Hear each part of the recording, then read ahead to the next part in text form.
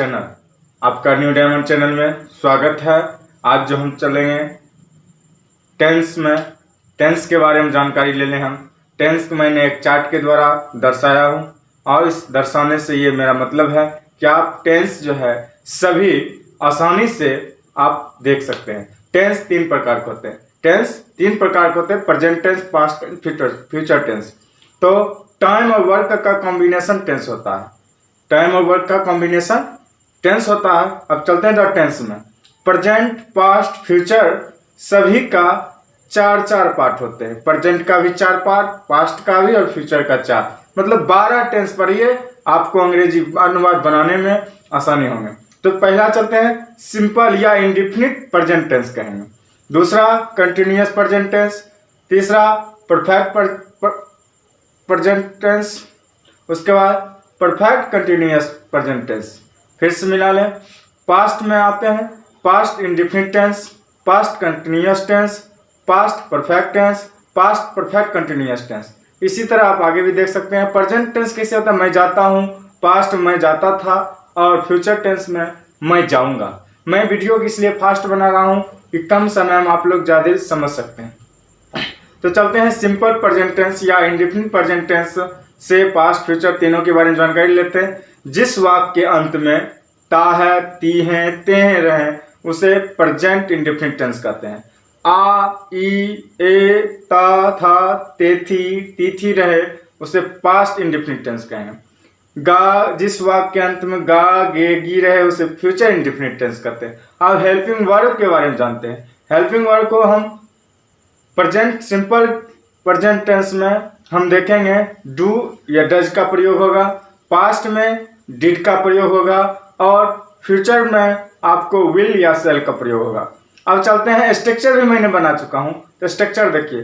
तो simple present tense में subject plus verb 1 plus S जोड़ा जाएगा वर्ब में, प्लस ऑब्जेक्ट पॉइंट। फिर देखिए पास्ट में subject plus verb 2 plus object. Future tense में चलते हैं सब्जेक्ट प्लस विल या shall plus verb 1 plus object.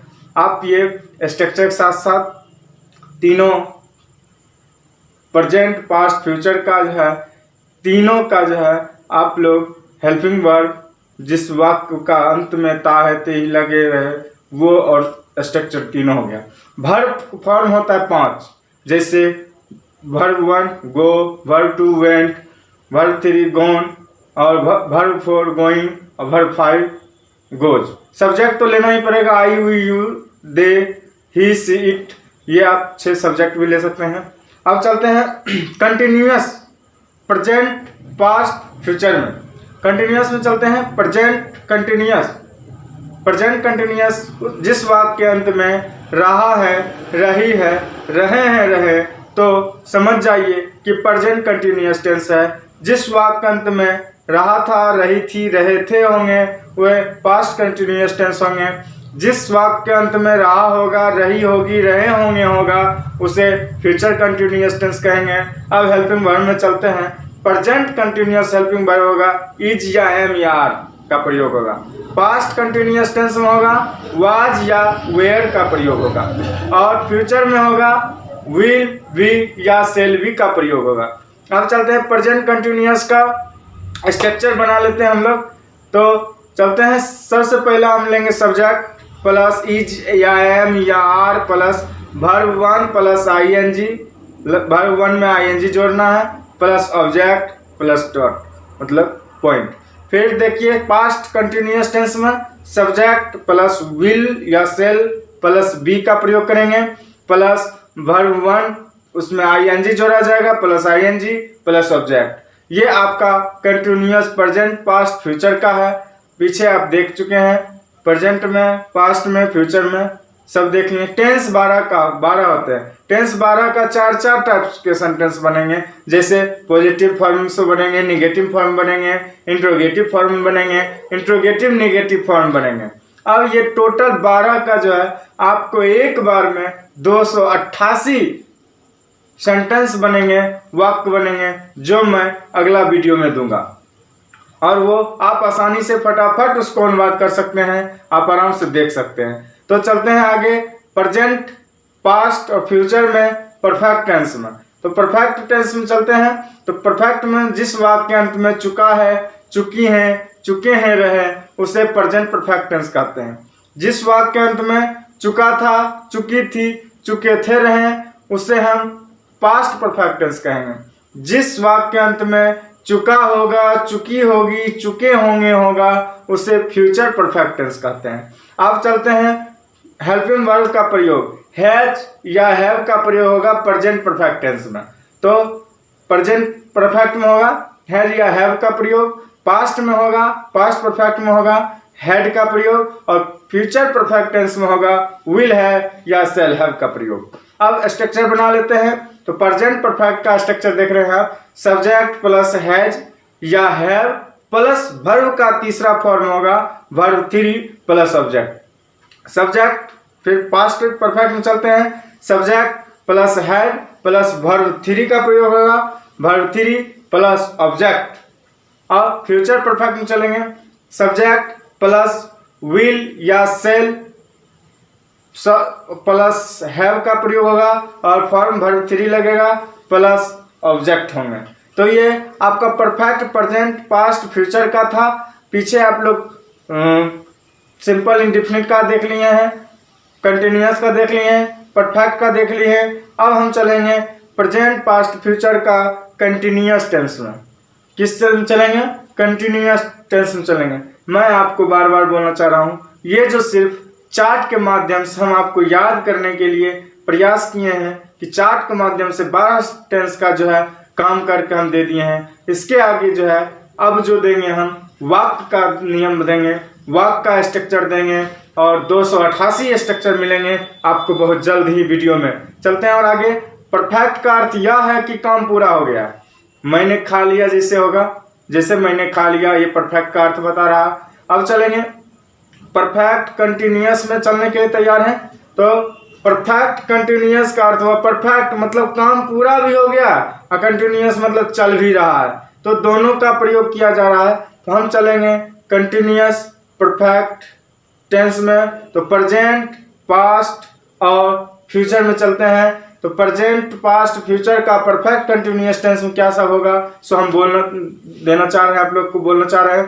तो जिस वाक्य अंत में से रहा है, से रही है, से रहे हैं होगा, उसे प्रेजेंट परफेक्ट कंटिन्यूअस कहेंगे। जिस वाक्य अंत में से रहा था, से रही थी, से रहे थे, रहे होंगे, उसको हम पास्ट परफेक्ट कंटिन्यूअस कहेंगे।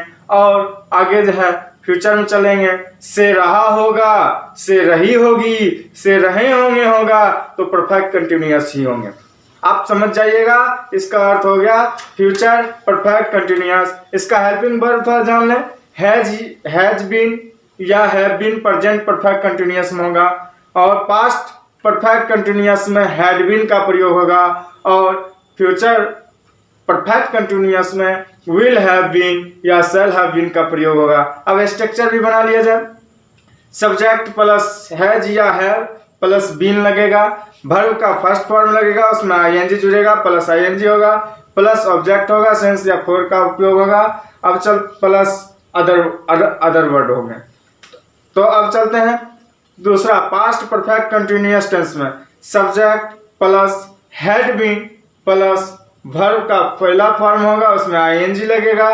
तो verb 1 plus ING plus object plus since या फॉर का प्रयोग होगा प्लस अदर वर्ड लगेंगे। अब फ्यूचर परफेक्ट कंटिन्यूअस में चलते हैं। तो सब्जेक्ट प्लस विल या शैल या विल बीन, शैल बीन होगा प्रयोग, दोनों में से कोई जिसका जरूरत पड़ेगा वो बना सकते हैं। प्लस वर्ब का फर्स्ट फॉर्म लगेगा और आईएनजी जुड़ेगा उसमें। तो B1 plus ING plus object since या फॉर का प्लस अदर वर्ड का जो आपका स्ट्रक्चर बनेंगे। ये आपका काल मतलब सेंटेंस का जो बनाने का जो है नियम हम लोग जानना चाह रहे थे। इसमें आपको 12 सेंटेंस का आपका पूरा स्ट्रक्चर मैंने दे दिया, हेल्पिंग वर्ब दे दिया, जिसके अंत में क्या होगा पहचानने का नियम दे दिया हूं। अब आगे जो वीडियो बनेगा उसमें सिर्फ आपका जो है वाक्य का फॉर्म का जो है दिया जाएगा, जिससे आप आसानी से बना सकते हैं और समझ सकते हैं, पहचान सकते हैं। सेंटेंस टेंस का मतलब ही है मुझे पहचानो। वाक्य कहता है मुझे पहचानो मैं हूँ कौन। तो आप इस 12 सेंटेंस को, आप टेंस को देख कर पूरा टेंस आप बना सकते हैं। थैंक यू, धन्यवाद।